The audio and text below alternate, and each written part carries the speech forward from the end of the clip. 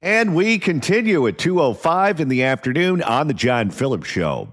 Mr. Randy Wings in Culver City. Johnny, a lot of people are emailing about that last caller. And if you missed it, the caller that didn't have a problem with the Waymo getting set on fire, you can download the podcast by searching for the John Phillips Show wherever you get your podcasts. 800-222-5222 is the telephone number, 1-800-222-5222. A lawsuit involving the city of Oakland could push that city into bankruptcy. Joining us to talk about this and much, much more is the founder of Neighbors Together Oakland and the host of the Gotham Oakland podcast, which you can find on YouTube. You can follow him on X at Seneca Speaks 21. Seneca Scott, welcome. Hey, John, welcome. Thank you for having me back. Now, you have been warning about this lawsuit and the potential ramifications of it if the lawsuit did not go Oakland's way, and what kind of fallout could happen as a result of it. You are a lone voice on this subject. It's not a subject that's discussed much in the mainstream news in the city of Oakland, but that doesn't mean that it's not true. Can you go ahead and explain to us just exactly what happened here and what could happen in the future as a result? Well, what happened here is that there's already one lawsuit that we've lost for a judgment around maybe 20 or 30 million, which was with the Oakland Bulk Terminals, or OBOT.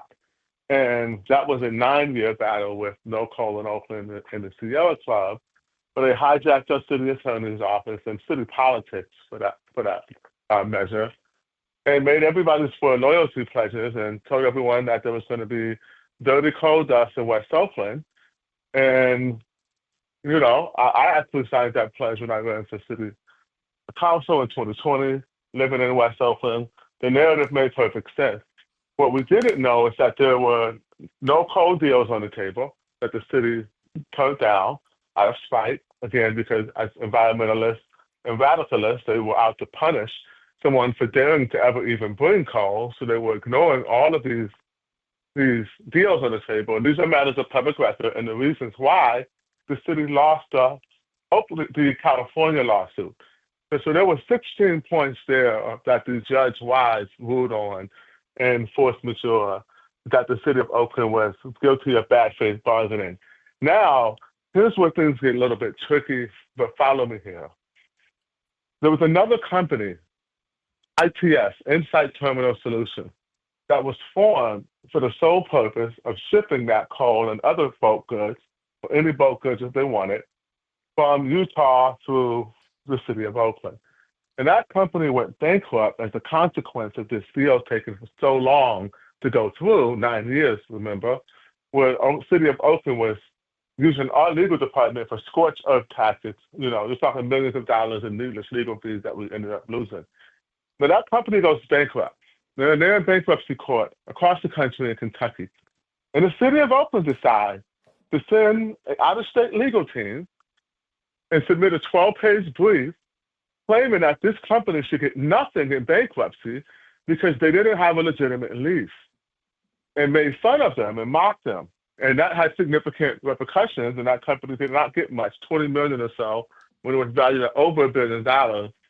And the city of Oakland had no reason to do that. There was absolutely nothing in it for taxpayers. So they did that at the request of the Sierra Club and No Coal in Oakland, again, radical environmentalists who made them swear loyalty pledges. So they used our city's legal department to file this 12-page brief that significantly harmed this company, Insight Terminal Solutions, theoretically. So that company, when they found out that we lost the original lawsuit with OBOT, and the lease was deemed valid by the judge, of course they sued the city of Oakland for the full valuation of the company, $1 billion. Now fast forward, over a year later, that judgment's come through. It's around $673 million. The floor is $250 million. Any of those numbers bankrupt us. It was obvious a year ago when you look at the first bankruptcy filings, when I covered this extensively on Gotham Oakland. I mean, talking about 6 or 7 episodes if you go to my YouTube show. And I go deep dive into all of these filings, and it's just obvious that we're going to lose these things. And of course, we lost it. And so the real question is, why has the city of Oakland's city attorney's office, the last three mayors, everyone in City Hall, with the exception of maybe one council member, signed loyalty pledges to environmentalists and essentially bankrupted the city of Oakland in the largest legal settlement in the history of the city? In a city that already settles far too many lawsuits and loses far too many lawsuits. And now no one's even talking about it. Well, if this were to happen, it wouldn't be the first time that a lawsuit has driven a city into bankruptcy. Let's not forget Mammoth Lakes, California, which is a resort city in Northern California. People like to go up there to ski and vacation and enjoy the beautiful views. There was a massive legal judgment against the town that they couldn't afford to pay, and they went bankrupt as a result of it. A lawsuit, and I believe that one was for $43 million in damages, caused the city to go belly up. Well, if it can cause Mammoth Lakes to go belly up, it can certainly cause Oakland to go belly up too, particularly given their other financial problems, including the sale of the Coliseum.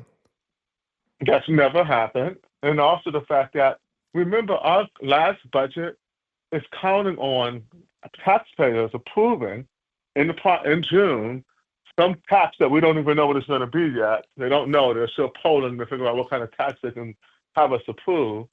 But they're planning on us approving a tax. That's in the budget. So if we don't approve a tax, we're insolvent. That's how flimsy our budget already is. And it was highly likely we were going to go bankrupt anyway and be insolvent. But now you add this lawsuit, yeah, what's a wrap? You can pack it up.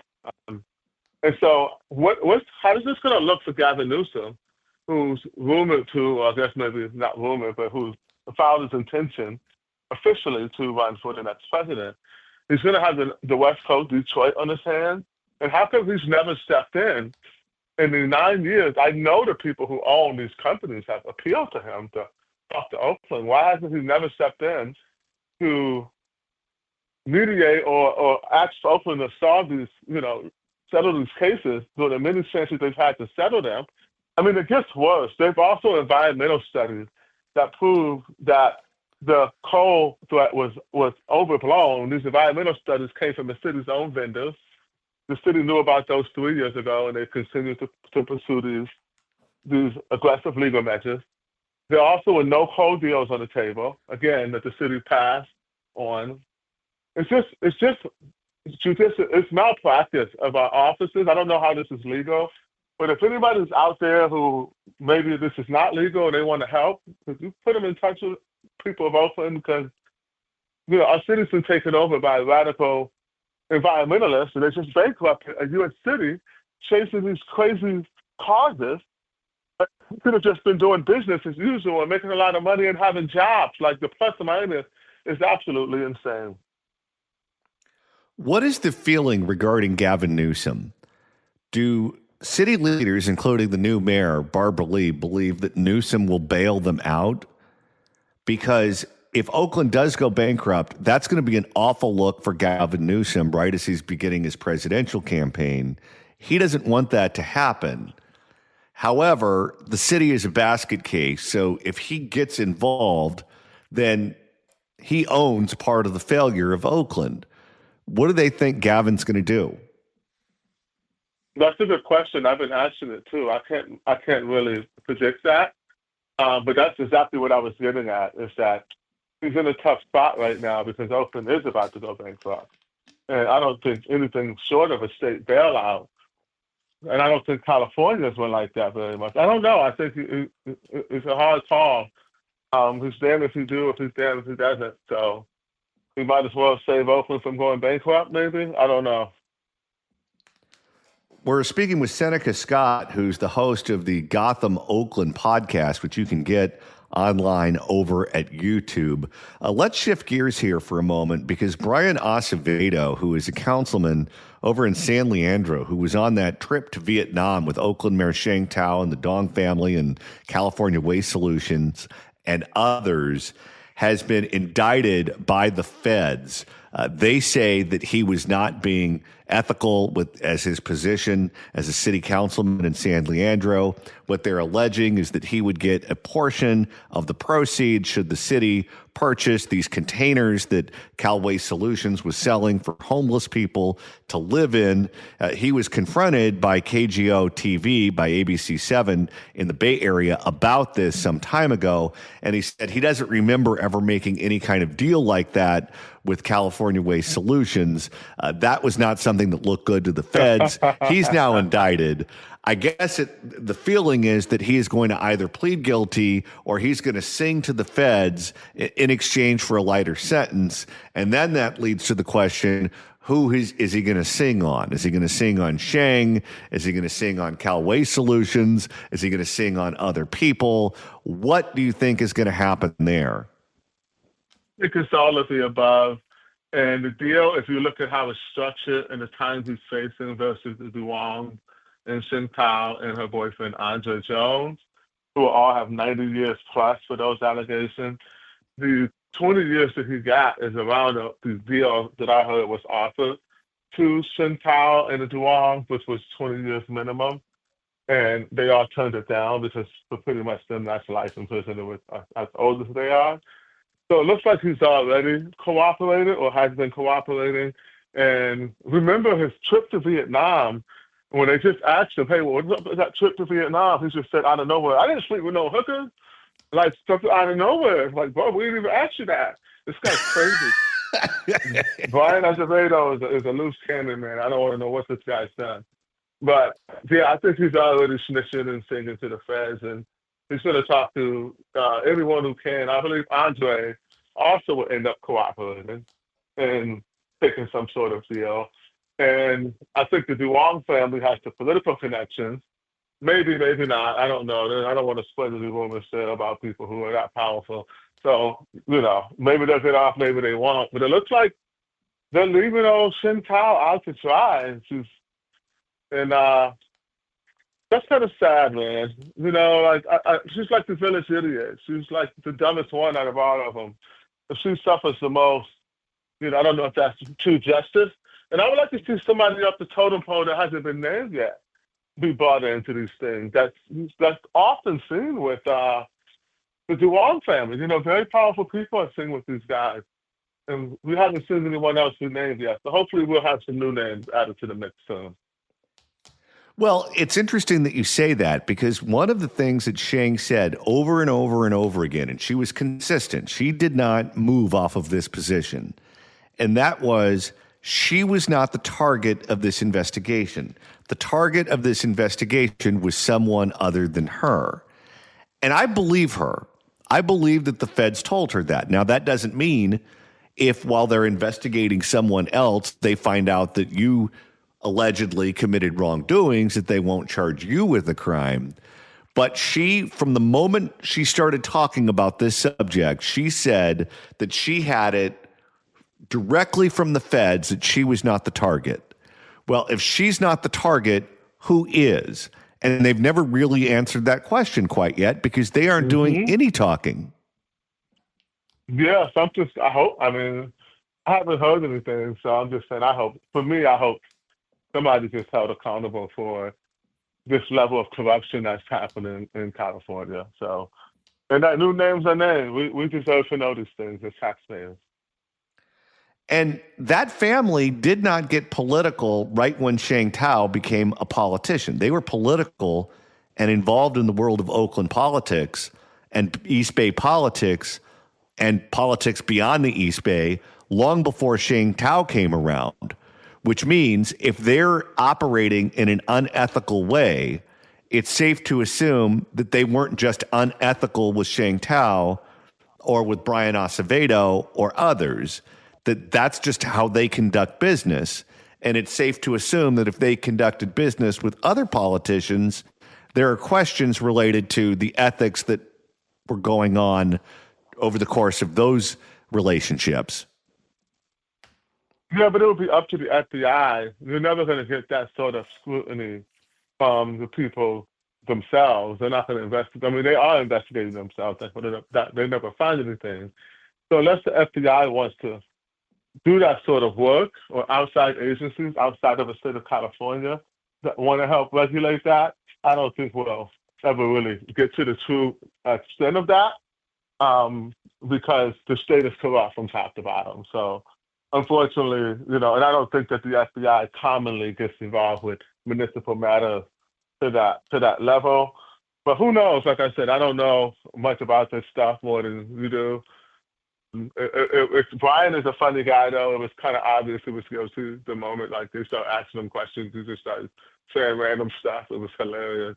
I call him Curly. He used to have this ridiculous curl down his middle of his face when he was running for office. But yeah, they go back to court November 20th. Is that correct? I think November 20th is the next court date. So maybe we'll find out more then. And what's the latest update with the sale of the Coliseum? Because the city is still waiting on that money, and they don't have the money. They don't. Come on, man. Come on, John. They have never had the money. So our favorite JT promoter, Ray Bobbitt, with all of his full of stolen valor, lying about his record, of course he's never had the money. And now everyone in the city knows it. It's a running joke. They celebrated this deal, I don't know, 38 times or something like that. The media was there for every single celebration about the Coliseum sale where they just kept celebrating it. I don't know why, how many times you can celebrate. It's like having the same grand opening of your restaurant, and then you have another grand opening, another grand opening, and you're still doing that 2 years later. It's like, obviously, your food sucks. But anyway, I don't know how no one else saw this in the local media. It's that bad there. But no, now I wouldn't even call it a rumor. I mean, it's kind of common knowledge of most people inside of City Hall. They're fishing around for public money, which is, again, something I said that they were going to try to do before. Then all of a sudden, Rebecca Kaplan's back in City Hall, who's always been working hand in glove with ASCG. And then remember, Shin Tao used to always just say, I'm not part of this company. I'm not working with them. So, I mean, the whole thing is just funky. They're never going to pay the money. And now we're in a situation where we have this lawsuit where we're going to owe hundreds of millions of dollars for no reason, literally no reason at all, to do that. Can I just end with this, because I know we're almost done here? I think it's very important to understand the city of Oakland is so incompetent and so beholden to progressive ideology and environmentalists that they basically got involved with someone's random bankruptcy case that they had no obligation to taxpayers to get involved with. And as a consequence of that, they just cost us hundreds of millions of dollars in bankruptcy. Would there be any accountability? Any person with any dignity would resign. City Attorney Ryan Richardson should absolutely resign. He's swore loyalty pledges, and then he's still trying to fight it. He's still spending taxpayer money, thinking that they're going to somehow magically win this case. It's just absolutely, if any lawyer knows that it's over with. So anyway, but yeah, it's bad, man. We're not going to get money from the Coliseum. We're going to go bankrupt over this random bankruptcy case that we got involved with for no reason. And coal is still going to ship through Oakland. And now the coal industry is going to absolutely own Oakland when we go bankrupt, because they'll be owed the most money. So isn't that funny? Seneca Scott, founder of Neighbors Together Oakland and the host of the Gotham Oakland podcast, which you can listen to on YouTube. You can follow him on X at Seneca Speaks 21. Seneca Scott, thanks so much for stopping by. Thanks, John. Have a good one. Brian, welcome. John. Yes, sir. John? Yes, sir. Okay. Well, you know about smoke detectors, lie detectors, metal detectors. My nickname for you is the quite frankly detector. That is one of our specialties here. Quite frankly. Although Yes. I do have to say, Randy is the enforcer more than me. Quite frankly. Okay, so he's your aide.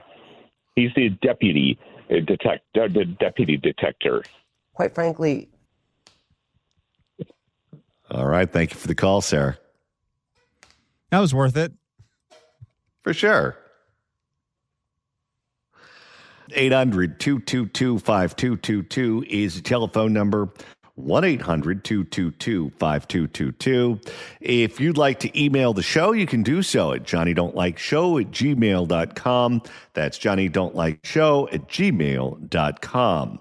And Randy, with the end of the show quickly approaching, if you want to continue listening to us after we sign off at 3, that's easy to do. Like, let's say you want a deeper dive into some of the troubles that have been facing the city of Oakland over the years. Search for The John Phillips Show wherever you get your podcasts. It's Wild Wild West out here. Whether it's the Apple Podcast app. Oh, my God. They melted the basketball court. iHeart. It's a lot of crime now. Spotify. Who else do we go call Superman? Search for The John Phillips Show. Hit subscribe. You can download all the episodes. Oakland, I love you, but you don't love me. You could do a Google on the YouTube or get the KABC, KSFO, or KMJ Now app. I said, hell no, baby boy. Let me get up on out of here.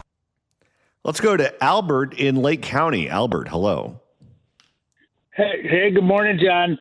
I had to laugh at the Waymo driver. Yeah, let's burn down some cars because they're not mine and the insurance will pay for it. That guy's kind of out of touch, don't you think? Yeah, I didn't understand the point he was making because Google has money. It's okay to burn them down. Well, what? Yeah, let's it's start still burning private down property. the Walmarts too, right? My God. But I really apologize for Oakland. I can solve Oakland's problems. President Trump just canceled like $14 billion worth of solar, windmills and stuff. He goes, we should make a port in Oakland dedicated to the coal, right, and really get the environmentalists from California upset and just run coal trains all day long. What do you think? Well, that would elicit quite the reaction. Right? We get Oakland out of the hole. You'll hear Oakland, we'll pay off your debt and we'll make a government terminal right here at Oakland Port, and everybody's going to make money. Well, what's the saying? If you're not part of the solution, you're part of the problem. Sir, you're part of the solution. All right, brother. You have a nice night. Thank you. You too. Isn't it funny that this coal conversation is coming up? You remember like the last few weeks of the recall campaign, Sheng Tao started doing a whole bunch of interviews, including on KQED and other places, where she said the true source of the recall against Sheng Tao was that big coal was coming into Oakland and she was stopping them. Absolutely. Absolutely. Oh, yeah. I remember that well. Those Piedmont billionaires wanted to run a bunch of coal through Oakland, but not under my watch. All right, it's time to reopen the California Crime Plotter. If the cashier is dummy. Questions? And in the spirit of Halloween, this one takes us to the graveyard, where jackasses at a Compton cemetery have been stealing headstones. Great. We truly do live with the worst of the worst. I got to get out. For more, here is CBS LA. Thieves striking again at an unlikely place. More headstones stolen from one of Compton's oldest cemeteries. And as CBS LA's Lauren Posen. Guess some people aren't worried about curses. Yeah, what happens if you steal a headstone? You're not worried that that person is going to haunt you? And as CBS LA's Lauren Posen tells us, the owner feels let down by law enforcement who were supposed to be helping her, and now she's asking the public to step in. The cops can't do anything, so can we start doing seances and getting these ghosts to go after them? She doesn't need the cops. She needs Tyler Henry. Blank spaces now fill some of the cemetery grounds where headstones once marked lives laid to rest at Woodlawn Celestial Gardens in Compton. We had an intruder that at that time was breaking the headstones. I believe he was trying to pry it off of the concrete. Security camera video from overnight shows one person moving through the grounds. It's hard to make out who they are, but you can't miss what they're doing. This person came with a wheelchair, and it was very strange to see an intruder pushing a wheelchair in a cemetery in the middle of the night. What, did he use the wheelchair as a wheelbarrow when he was lugging off the stolen headstones? Well, maybe there was a person in the wheelchair and that was the accomplice. Owner Celestina Bishop says more than 50 headstones are gone or destroyed. That's unbelievable. You could fit 50 of them in one wheelchair? They may have taken multiple trips. People don't realize that when we have vandals or people that want to come over here and tear up our gates or steal headstones, break them, that is very costly. And it's hard to keep trying to do damage control when we're trying to get this property together. Replacing them, she says, will cost nearly $4,000 each.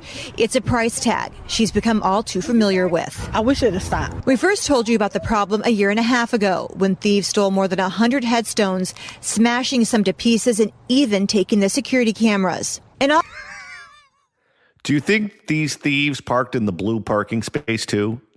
They might as well. Compton sheriff's deputies aren't going to be doing anything. Nope.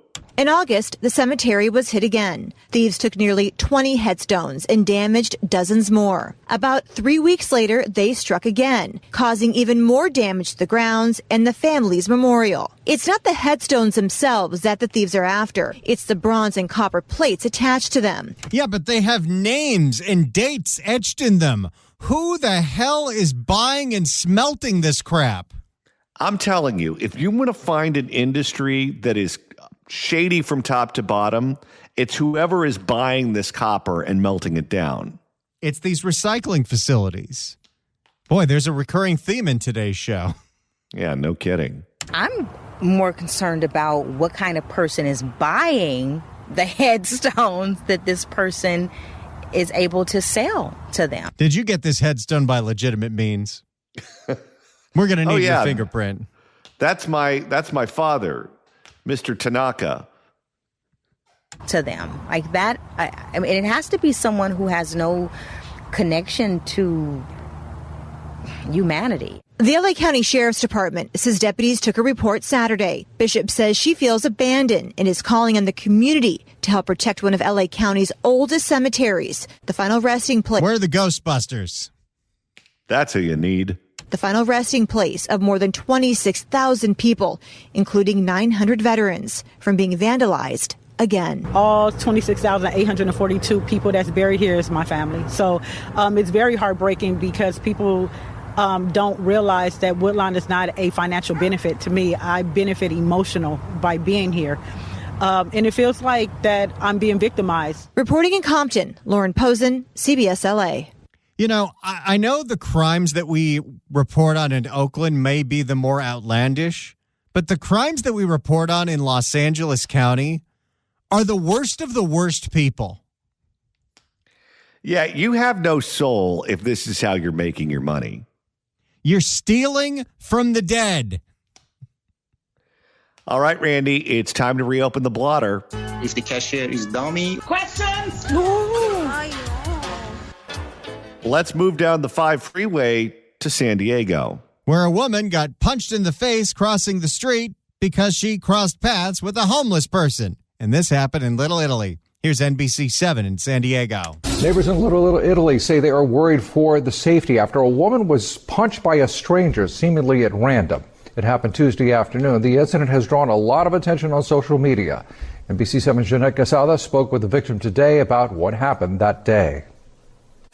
I just got punched in the face by a homeless man. Oh, boy. I told you, I saw that happen one time outside the Chick-fil-A in Hollywood. Just a random punching? A random punching, and then the homeless person just ran into traffic. Maybe leaving mentally ill drug addicts on the streets wasn't such a good idea. You think? I just got punched in the face by a homeless man, knocked to the floor. This is video Camila Espita shared on social media moments after she was assaulted in broad daylight in the Little Italy neighborhood Tuesday. Espita says she and her friend had just left this market. They were crossing the street, and it was right here where an unknown man who appeared to be homeless punched her in the face. Yeah, I'm going to go ahead and just draw that conclusion. That's a homeless guy. You think you can connect those dots, huh? This wasn't just some hipster. It was in that instance that he held out his arm and punched me, and I saw last hand. That's why it hit the side of my face, because I was turning, I think, as my instinct of seeing it happen, and then I flew off the curb. Espita says it appeared as if the man was going to swing at her again while she was on the ground. I don't really know what stopped him from doing it when I was on the floor. Maybe a car was coming, because this was in a crosswalk. Or maybe the voices in his head said, all right, that's enough. And then he starts walking away and then starts shouting at me profanities. The impact from the attack left her with some physical scars. I had swelling on this side of my face, and I couldn't really open my mouth because it's right on my jawline. So I just had pain there the past few days and just an ongoing headache. And emotional ones, too. Getting punched in the face, caught off guard, that was really, really traumatic. Her friend Zach also lives in Little Italy. He showed us this video of who they both say is the alleged attacker. But nobody's been arrested yet. No, of course not. And now that San Diego's going down the tubes, nobody down there cares either. Be careful if you're crossing the street in Little Italy, kids. And Randy, we have time for one more addition to the blotter. If the cashier is dummy. Questions? And this one takes us to Sacramento, where a very familiar problem that we've seen a lot in the Bay Area and especially in Southern California, assaults on bus operators, this time on SacRT. And of course, do not forget that everything right now that Sacramento politicians are trying to do is to push you out of your car and onto these buses and murder trains because they think that's environmentally friendly and they don't care that they aren't clean or safe. For more, here's CBS Sacramento. A boost in funds fueling transit safety. It comes after a surge in assaults against Sacramento regional transit staff. Last year, there were more than 80 reports of assaults against staff. 80? That's huge. Sacramento isn't that big.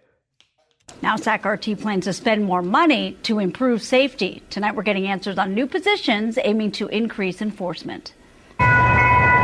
Making Sacramento's trains and buses more secure. You know, the public wants to feel that safety. They want to feel safe on the transit. Sacramento's Regional Transit Board is approving an extra $1 million this year to hire more security staff. We know that safety is one of the key concerns of our riders, the employees. I believe it's a great idea. Transit ambassadors. Oh, no. If you have ambassadors on the trains and you expect them to cut down on the crime, you aren't serious.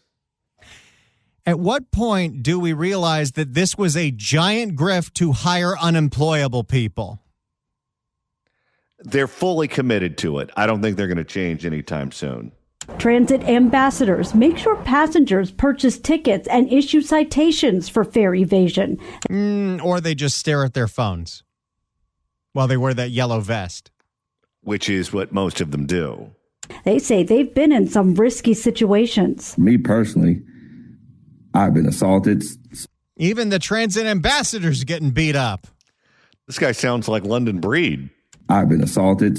London, can you give us a refresher? People have been stabbed in Urban Alchemy. They've been shot. They've been attacked. And they still show up every single day as an alternative to policing for this community. I wonder why she lost. Hard to tell. I've been assaulted, spit on. It's a tough job because when they see us, they see a badge. Last June, no, if they saw a badge, they would not do those things to you because they'd get arrested. No, when they see you, they see a sitting duck. Last June, a transit ambassador stabbed and killed a 16-year-old boy during an altercation at a light rail station. Holy cow! Well, you have to do what you have to do to defend yourself if you're being attacked. And since they don't have the proper training like police officers do, they do what they know. In what was determined to be self-defense, now they'll have more backup. RT says the additional funding will help hire 10 additional ambassadors, bringing the total to 50. The goal. Wait, so the boost in security that the board is recommending is to hire more ambassadors? Which means they really aren't serious. bringing the total to 50. The goal with the addition of more transit ambassadors is try to put a security personnel on. That's not security personnel. How dumb are these people? Well, they work at a transit agency. The goal with the addition of more transit ambassadors is try to put a security personnel on each and every train. The additional funding will also pay for 2 more people to staff the Security Operations Center 24 hours a day, which monitors a network of 2,000 cameras on buses, trains, and light rail stations. The extra security comes just as the Sacramento Police Department plans to pull a dozen officers who had been assigned to RT because of staffing shortages. I guess if you aren't willing to arrest anyone and you believe the cops are the enemy, this is the best you can do. There's going to be fewer police on this system because SAC Police is understaffed, and the Metro Board, SAC RT, decides that they're going to replace them with more ambassadors. I feel like this situation's going to get worse before it gets better. What do they say the definition of insanity is? Doing the same thing over and over and over again and expecting a different result? Johnny, that's a cliche. You know better. Well, obviously, there are some concerns, major concerns, once you pull the police force. RT says the Sheriff's Department will help fill those vacant positions, and many customers who ride buses and trains support spending $1 million more to keep them safe. Did you tell them it was for ambassadors? Well, had they said that, they would have known it was a bluff. I'm very glad to see that security is upmost on people's minds. Now, just last week, Regional Transit used a new law for the first time to get a permanent restraining order against a passenger who they say was threatening staff, preventing him from coming within 50 yards of RT employees or facilities. And who's going to enforce that restraining order? Well, that would be the cops if they were there. They're not, though. Well, then I guess it's just a piece of paper. So, in case you thought public transit was better in Sacramento than it is in BART or LA Metro, it's not. It's just as dangerous. No, but the people who are writing the laws for the entire state have these impulses. Force people on the trains, the buses, the subways. Don't worry about the fact that they aren't safe, and then we'll figure it out at a later date. As opposed to, let's make sure these entities are clean and safe, and then people will want to use them for transportation. That never even occurred to them. I got a real easy fix for this. Yeah. Every single lawmaker in Sacramento, we take away their driver. When they're in Sacramento, they have to take this bus. Oh, I don't think they have drivers. I think they have state-issued cars. If they had drivers, they wouldn't all be getting DUIs all the time. That's a good point. So this is where we're at. And then they're allowing all of these buildings to be built without any parking because the working assumption is everyone's going to be on the trains. If you don't make the trains safe, people will not ride them. And the father of all of this is Scott Wiener, who now believes that he deserves a promotion and he's too big for the California state legislature. He deserves to replace Nancy Pelosi and to go to Congress. I have no love for her. I hope that woman cleans his clock. And she's ruthless, and she likes being in power. So I think she's going to do just that. We love everybody. All right, that's it for us today, but we'll be back tomorrow at noon for another edition of The John Phillips Show.